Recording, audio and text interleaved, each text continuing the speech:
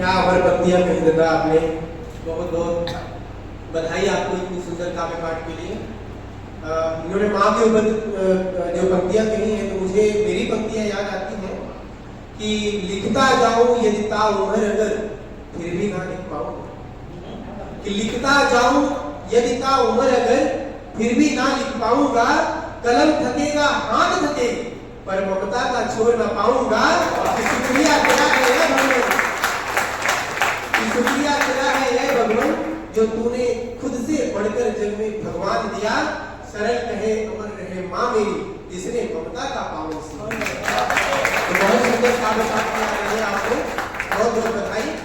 इस क्रम को मैं आगे बढ़ाते हुए मैं डॉक्टर मधुगोण दिव्य जो हमारी प्यारी बहन है, मैं उनको सादर आमंत्रित करूंगा, जो कि उन्नाव से आती है। इनको ये राष्ट्रीय कवियत्री है, भारत में बड़े बड़े मंचों से इन्होंने काव्य पाठ किया हुआ है, बड़े बड़े कवियों के साथ काव्य पाठ किया हुआ है। तो ये अभी ओझोर में संकलेश्वर में रहती है। विधा जो है इनका गीत, गजल, मुक्तक और विशेष सामायिक सरोकार, नारी सशक्तिकरण और श्रृंगार पर लिखती है। मैं इन्हें कुछ पंक्तियों के साथ सादर आमंत्रित करता हूँ, ये इसलिए कि इतनी कम उम्र में जो इन्होंने मुकाम हासिल किया है ये सबके बस की बात नहीं है। तो ये पंक्तियां जो मैं पढ़ूंगा आप ऐसा समझना कि मधुबन कह रही हो।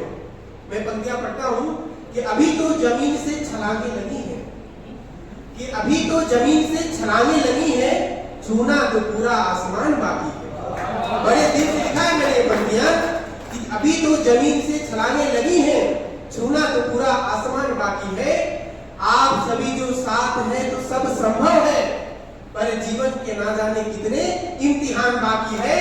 और कोशिश हमारी कि खुश रहे बस सभी अपने, कि कोशिश हमारी कि जब खुश रहे बस सभी अपने, उनको खुश रखने में लगाना जी जान बाकी है। यूं तो कान्हा ने दिया है हमको सब कुछ, यूं तो कान्हा ने दिया है हमको सब कुछ, पर उनके चरणों में बस जाने का अरमान बाकी है।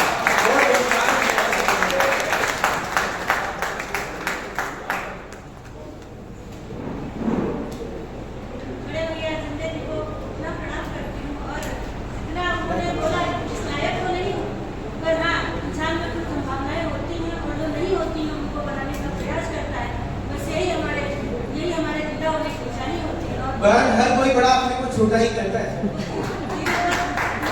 ये खुशी होती है कि मैं अगर धीरे-धीरे आगे बढ़ने का प्रयास कर रही हूँ, मतलब मैं जीवित हूँ, मुझे हर दिन ये सुंदर मिलता रहता है कि बहुत बड़ी बात है। मैं सही दिशा में प्रयास कर रही हूँ। और किसी को अगर मेरे शब्दों से कुछ भी, मेरा एक उद्देश्य है कि कविता से सिर्फ बस मनोरंजन का धर्म होना चाहिए, उसमें होना चाहिए।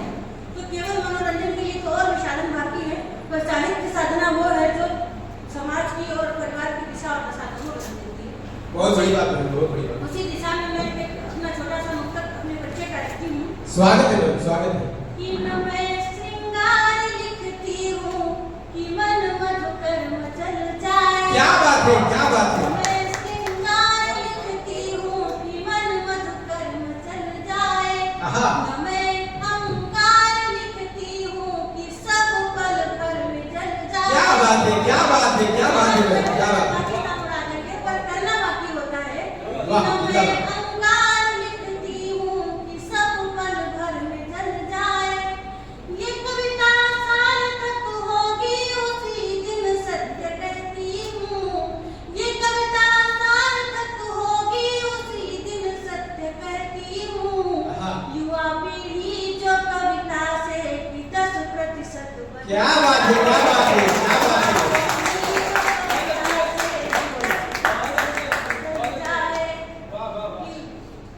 समाज में आजकल धीरे धीरे पाश्चात्य प्रेम हमारे देश पर भी हावी होता जा रहा है। जी, जी। और उस प्रेम को परिभाषित करते हुए मैं 4 पंक्तियां रखती हूँ। स्वागत है। कि जैसे शहरों में, ज्यादा करके बड़े शहरों में आप देखिएगा वृद्धाश्रमों की संख्या दिनों दिन बढ़ती जा रही है। तो मैं रखती हूँ कि प्रेम कर रहे होते तो वृद्धाश्रम नहीं खुलते।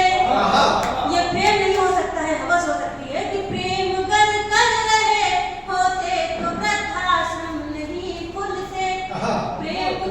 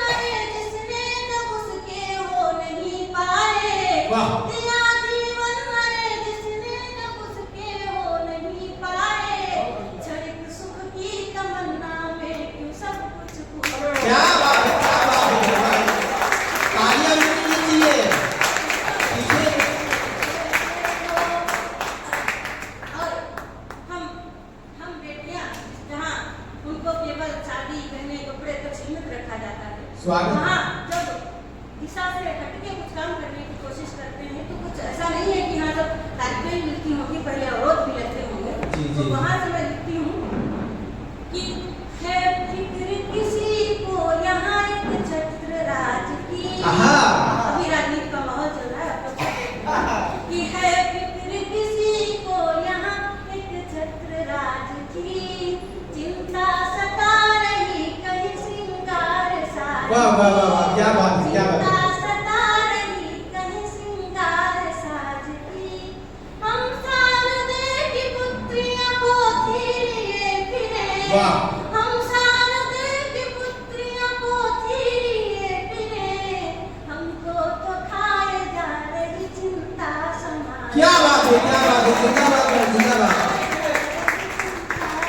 और समाज की क्या चिंता है कि पहले था एक कंस अब हजार कंस। वाह वाह वाह, क्या बात है। पहले था एक कंस अब हजार कंस है, बबुले है राजनीति में पोशाक हंस है। वाह वाह वाह, क्या बात है। बबुले है राजनीति में पोशाक हंस है, कि धर्मों की तलवार है इंसानियत खड़ी। धर्मों की तलवार है इंसानियत खड़ी, जब मोर देखो छाया एक ऐसा विध्वंस। क्या बात है, क्या बात है, वाह। और हमारे अभी भी पूरे देश में, हमारे अभी भी परिवेश में ऐसी कुरीतियां व्याप्त हैं कि जब लड़की मतलब 18 साल को कानूनी उम्र हुई है पर 16 साल से माँ बाप के सर में हेडक आ जाता है और लड़के तलाशने शुरू कर जी जी, सच्चाई है, सच्चाई है। तब एक जमीन से जागी हुई लड़की मन में सोचती है और अपने पिता के सामने खड़ी होकर एक बार कहती है विनत भाव में कि घर से हमें आप निकलने तो दीजिए। क्या कही, क्या कही। घर से हमें आप निकलने तो दीजिए, कुछ दूर ही निज पैरों पे चलने तो दीजिए। आहा। अपनी आंखों से हमको सरकार देखने दिया था, हमारी आंखों से देखने दीजिए कि कुछ दूर ही निज पैरों पे चलने तो दीजिए। पहचान बनूंगी मैं अपने गाँव शहर की। वाह, वाह, वाह। पहचान बनूंगी मैं अपने गाँव शहर की, कदमों को मेरे थोड़ा संभलने तो क्या बात है, क्या बात है, क्या बात है। फिर से मैं- घर से हमें आप निकलने तो दीजिए। अभी अपने जाने की अनुमति तक नहीं होती है, उसका भाई के साथ या माँ के साथ बहुत बड़ी बात है। बेटा रहता है। और ऐसा क्यों? ऐसा नहीं है कोई भेड़िया आके उसको नहीं खा जाते। जी जी जी। ये जो पुरुष अपने को बोलते हैं, मैं कापुरुष में बोलती हूँ, उन्हीं की वजह से ये जो इनका जीना मुहाल होता है। तब मैं कहती हूँ कि घर से हमें आप निकलने को दीजिए, कुछ दूर ही निज पैरों पे चलने को वाह। दीजिए। पहचान बनूंगी मैं अपने गाँव शहर की। आहा। पहचान बनूंगी मैं अपने गाँव शहर की, कदमों को मेरे थोड़ा संभलने। क्या बात है, क्या बात है।